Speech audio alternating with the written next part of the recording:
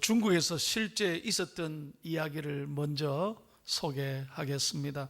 어떤 욕심 많은 부자가 죄를 지어서 재판관에게 신문을 받고 이제 판결을 내리게 되었답니다.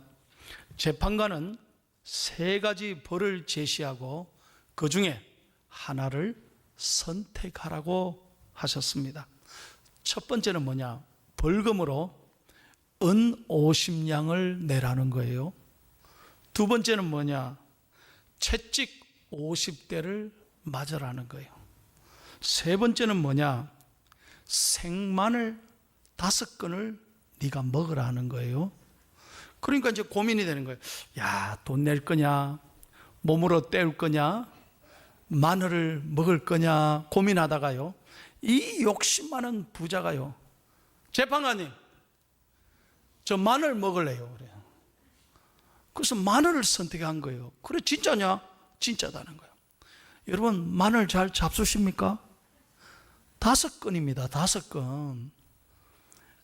처음에 한 건을 먹으려니까요, 몇 개 먹다가 온 몸이 그냥 오장육부가 타오르고요, 온몸이 부들부들 떨려서 한 건을 먹다가 더 이상 못 먹겠는 거예요. 그래서 재판관에게 하소연합니다. 재판관님, 이 마늘 도저히 못 먹겠어요. 그럼 어떻게 할까요? 나 몸으로 때울게요. 채찍 50대 때려주세요. 정말이냐? 정말입니다. 그래서 이렇게 끌고 가서 누워라. 딱 누워놓고 채찍을 50대를 때리기 시작하는 거예요. 하나, 둘, 10대쯤 맞았는데 너무 아픈 거예요. 온몸이 그냥 피멍이 들고 얼마나 힘들지 몰라요. 도저히 못 견디니까 이번에도 재판관님, 도저히 못 맞겠어요. 그냥 50대 50냥, 은 50냥 낼게요. 그래, 재판관이, 진작 처음부터 그러면 은 50냥으로 결정하지. 그러면 덜 고생하고 좋을 텐데 왜 그랬냐? 여러분, 욕심 때문에 잘못된 선택을 했다는 거예요. 전설 따라 삼천리가 아니고요, 실제 있었던 이야기입니다. 여러분, 사람이 잘못 선택할 때, 선택을 잘못할 때 우리 인생에 엄청난 고통을 겪게 된다는 거예요. 그래서 여러분, 저는 신앙생활하면서 중요한 게 뭐냐? 언제나 우리가 하나님이 기뻐하시는 올바른 선택을 해야 하나님께서 우리의 길을 축복하시고 동행하실 줄로 믿습니다. 그래서 오늘 설교 제목을 한번 보십시오. 다 같이 한번 크게 따라가겠습니다. 주님, 제가 바른 선택하며 살게 하소서. 아멘. 참 선택이 중요하다는 거예요. 여러분, 우리 인생의 삶은 선택의 연속인 거예요. 항상 올바른 선택한다는 것, 믿음으로 하나님 앞에서 바른 결정을 한다는 것이 인생의 성패에 얼마나 중요한지 몰라요. 우리 과거에 이런 광고가 있었어요. 순간의 선택이 10년을 좌우한다. 요즘에는 10년이 아니에요, 평생을 좌우한다 그래요. 저는 이 말에 보태고 싶어요. 순간의 선택이 우리의 영혼을 좌우한다는 거예요. 우리 신앙생활에 얼마나 중요한지 몰라요. 여러분, 제가 설교하다가 준비하다가 옛날 생각이 났어요. 제가 학교 마치고 아이들하고 집에 갈 때요, 우리 아이들이 전부 다 개구장이었어요. 물론 저도 개구장이었어요. 그때 가방 메고요, 우리 둘이 모여가지고 그래서, 야, 어디로 갈래? 한번 튀겨봐라. 그래가 요거 여러분 다 안 해봤어요? 그래가 손으로요 침을 튀겨가지고 침이 어디로 튀었노? 침 튀긴 방향으로 우리가 다 따라가다가요, 엄청 고생했어요. 어머니한테 야단 맞고 벌 쓰고. 여러분, 제가 어릴 때 그 생각이 나더라고요. 순간순간의 선택이 얼마나 중요한지 몰라요. 친구들이 다 그렇게 하자니까 따라가다가 얼마나 제가 곤욕을 치른 게 많은지 몰라요.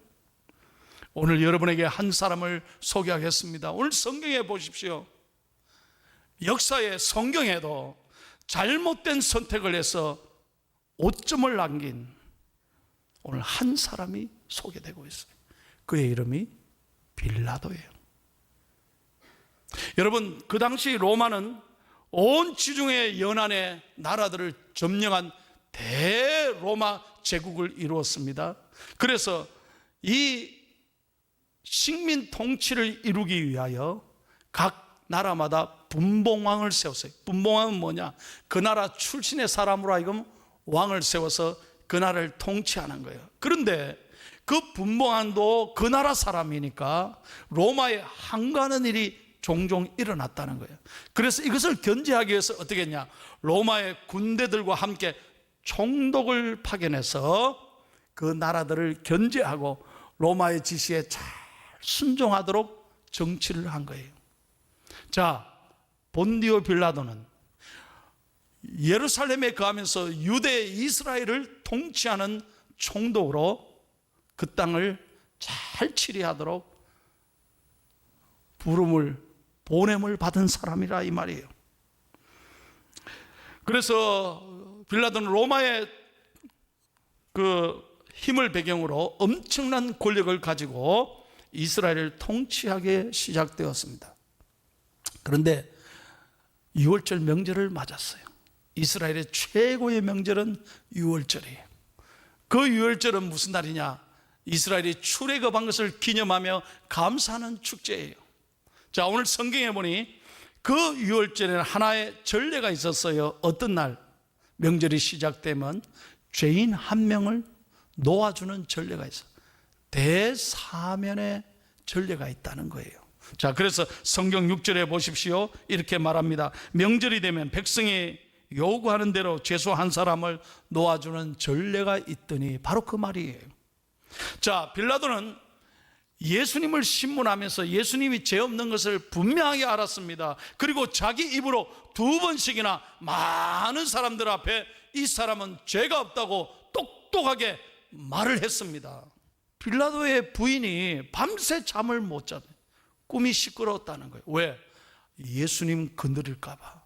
그 사람 모르는 사람이라 죄가 없음을 알았다는 거예요. 그래서 사람을 보내어서 남편 빌라도 총독에게 여보, 절대 건드리지 마세요. 그 사람 죄 없어요. 제가 밤새 잠을 못 잤어요. 이 메시지를 전달했다는 거예요. 여러분, 자고로 오늘 성경에도 보니 빌라도가 부인의 말을 안 들었네요. 하여튼 옛날이나 지금이나 여자의 말을 안 들어서 신세 망친 사람이 얼마나 많은지 몰라요. 부인들이 좋아하지도 않으시네. 그렇죠, 그죠? 부인 말을 잘 들었다면 어떻게 됐을까? 우리는 한번 생각해 봐야 돼요. 자, 그럼에도 불구하고 그 겉면을 마음에 새기지 않고 처음에는 빌라도가 예수님을 놓아주려고 했습니다. 그래서 작전상 이스라엘 사람들에게 유도하는 거예요. 누구를 놓아주면 좋겠느냐? 자기는 이미 마음속에 예수님 놓아주려고 생각하고 그렇게 끌고 가려고 했습니다. 예수님 죄 없다는 걸 알았다는 거예요. 대제사장들이 짜고 예수님을 시기 질투해서 예수님을 죽이려고 죄 없는 예수를 고발한 거라는 걸 분명히 알았다는 거예요. 그래서 빌라도는 어떻게든 설득해서 바라바가 아니라, 그 당시 사람을 죽인 바라바가 아니라 예수님을 놓아주려고 했어요. 그런데 예상이 완전히 빗나갔습니다. 대제사장들이 사람들 충동하는 거예요. 누구를 놓아주라고? 바라바를 놓아주라고. 아니, 이렇게 사람을 죽인 죄인을 왜 놓아줍니까? 예수님을 놓아줘야 되지. 그런데 여러분, 더욱 당황스러운 것은 12절 한번 보세요. 이스라엘 사람들이 뭐라고 말합니까? 며칠 전까지만 해도 이스라엘 사람들은 예루살렘에 입성하시는 예수님을 향하여 종려나무 가지를 들고 호산나 다윗의 자손이 우리를 구원하소서. 수많은 사람들이 예수님을 환영하고 그에게 칭송과 존경을 보내면서 우리를 구원하달라고 애원한 사람들입니다. 근데 며칠도 채 못 가서, 여러분 잘 들으세요. 그렇게 사랑했던 사람들이, 그렇게 은혜 받았던 사람들이 며칠도 못 가서 오늘 대제사장들이 충동하니까 예수를 못 박아라. 그것도 십자가예요. 여러분, 그 당시에 십자가형은 정부를 전복시킬 음모를 꾸민 사람들, 그러니까 오늘 말로 대반역죄인들을 사형에 처할 때 십자가에 처했습니다. 예수님이 로마를 반역했습니까? 예수님이 반역죄인입니까? 분명히 빌라도는 예수님이 죄 없는 것을 알았습니다. 그럼에도 불구하고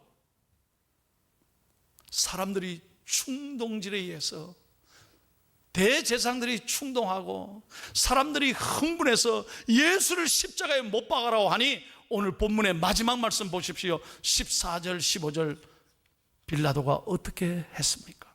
사람들을 건드리지 않겠다는 거예요.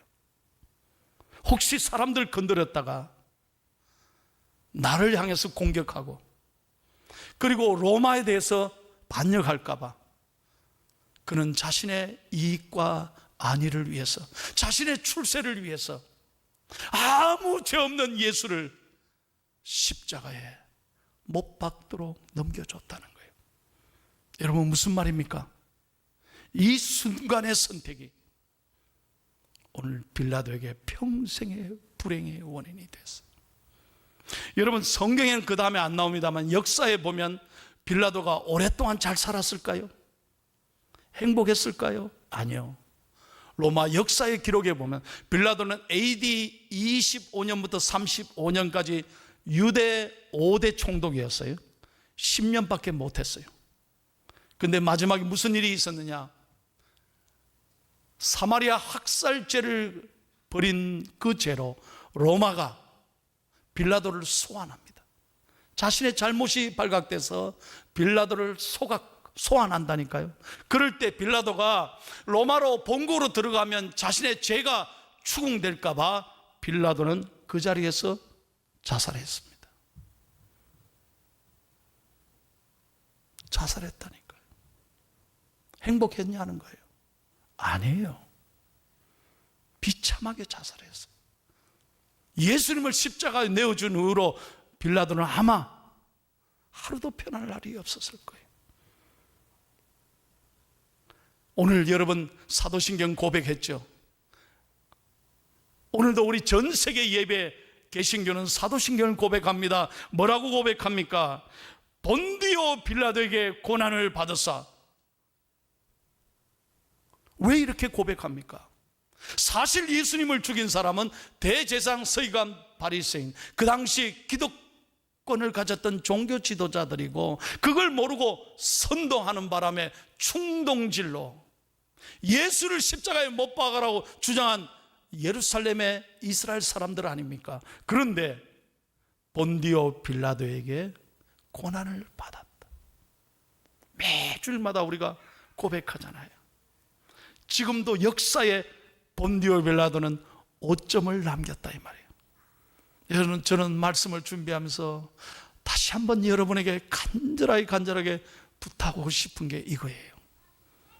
여러분, 우리 중앙의 성도들이 정말 인생의 순간순간마다 믿음의 선택을 하기를, 하나님 앞에서 부끄러움 없는 선택을 하며 살아가기를 예수님의 이름으로 축원합니다. 여러분에게 정말 한번 묻고 싶습니다. 예수님입니까? 돈입니까? 예수님입니까? 사람입니까? 주일 성수입니까? 아니면 가족들과 함께 나들이, 내 취미, 내 즐거움입니까? 세상의 쾌락입니까? 신앙입니까? 여러분은 선택의 기로에서 어떤 선택을 하며 하나님 앞에 사시겠습니까? 사람들 앞에는 감출 수가 있어요. 안 그런 척 할 수 있어요. 그러나 하나님 앞에서 하나님이 다 보시고 계시잖아요. 설교를 준비하면서 저는 간절한 마음으로 기도했어요.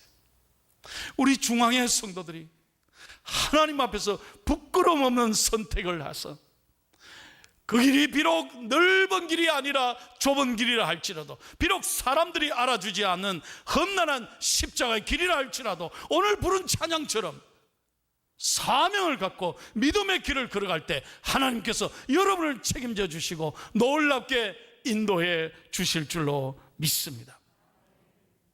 믿음의 길을 선택하고 걸어가자는 거예요. 특별히 여러분 자녀들이 이 흔들리는 세상에서 중요한 결정을 할 때마다 예수를 선택하며 하나님 앞에서 옳은 결정을 내리고 주님과 함께 살아가는 복된 자녀들이 되기를 예수님의 이름으로 축원합니다. 미국에서 실제로 있었던 이야기예요. 어떤 젊은 청년 둘이가 밤새 한잔하고 이렇게 의논한 거예요. 야, 술 한잔 했으니 기분 좋은데 우리 도박장에 가자. 좋다, 오늘 실컷 놀아보자 하고 둘이서 도박장으로 가는데, 도박장 가는 길에 조그마한 교회가 있는 거예요. 그 교회를 지나가는 거예요. 그런데 그 교회 앞을 지나가려 하는데, 여러분 옛날에는 다 그랬잖아요. 교회 앞 게시판에 오늘의 말씀, 설교자 누구, 여러분 그랬지, 그지? 지금은 그렇지 않지만 옛날엔 다 그랬잖아요. 게시판을 만들어 놓고 오늘의 말씀, 설교 제목, 설교자 이름 다 썼잖아요. 좀 그렇다면 그렇다고 고개나 좀 까딱까딱 해주소. 맞지? 그런데 그걸 보게 된 거예요. 뭐라고 오늘 설교를 했느냐? 설교 제목이 뭐냐? 죄의 삭은 사망입니다. 무슨 말인지 알겠어요? 그걸 딱 보는 순간에 두 친구의 반응이 다릅니다. 한 친구는 양심의 끄리낌을 받습니다. 고개를 숙입니다. 야, 나 도저히 못 갈 것 같아. 오늘 이만하고 헤어지자.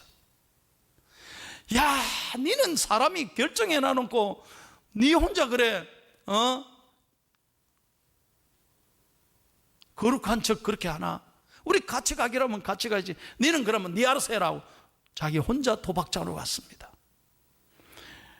거기서 스탑한 그 친구는 그 길로 교회 그 밤에 들어가서 회개하고 기도를 했습니다. 여러분, 30년 후에 도박장에 가지 않고 그날 교회 가서 회개한 이 친구가 30년 뒤에 미국의 제22대 대통령이 됩니다. 그분의 이름이 클리브랜드예요. 그분의 자서전에 있는 이야기예요. 그가 대통령으로 취임하는 그날 도박장으로 갔던 그 친구는 교도소에서 자기 친구의 취임식을 보면서 후회의 눈물을 흘렸다는 얘기예요. 순간의 선택이 인생을 좌우하는 거예요. 우리가 얼마나 중요한지 몰라요. 선택이 얼마나 귀한지 몰라요. 다시 한번 여러분에게 간절히 말씀드리고 싶어요. 우리는 부끄럼 없는 인생, 우리 인생 짧아요. 아무것도 아니에요. 우리 교회 교인들에게 전화합니다. 수술을 받는 환자들, 지금도 고통 중에 있는 성도들에게 제가 전화하면 저보고 전화하게 되고 울먹이며 말씀합니다. 목사님, 죄송해요. 너무 죄송해요. 제가 잘못 살은 것 같아요. 너무 목사님 마음 아프게 했다는, 미안하다는 거예요. 내가 아닙니다. 괜찮습니다. 힘내세요. 이제부터가 중요하죠. 그렇게 그렇게 위로합니다. 사랑하는 여러분, 주님 앞에 설 때 너 교회 몇 년 다녔냐? 그거 물어보시겠어요? 너 직분이 뭐냐? 그거 물어보시겠어요? 세상의 권세, 월급, 직장, 그런 거 물어보시겠어요? 아무것도 아니에요. 다 없어질 거예요. 우리는 늘 주님 앞에서 부끄러움 없는 선택을 하고 믿음을 선택하고 주님이 주시는 그 길을 감사하며 살아가는 저와 여러분이 되기를 예수님의 이름으로 축원합니다. 여러분은 어느 쪽을 선택하며 사시겠습니까? 바라바를 선택하라고 선동한 대제사장 서기관들, 그 선동에 따라서 바라바를 어쩔 수 없이 선택하고 예수를 십자가에 못 박으라고 그렇게 예수님을 가슴 아프게 한 어리석은 백성들, 예수님이 죄 없음을 알고도 자기 입으로 2번이나 예수님 죄 없다고 말해놓고도 예수님을 십자가에 못 박으라고 판결을 한 어리석은 빌라도처럼 살아서는 안 되잖아요.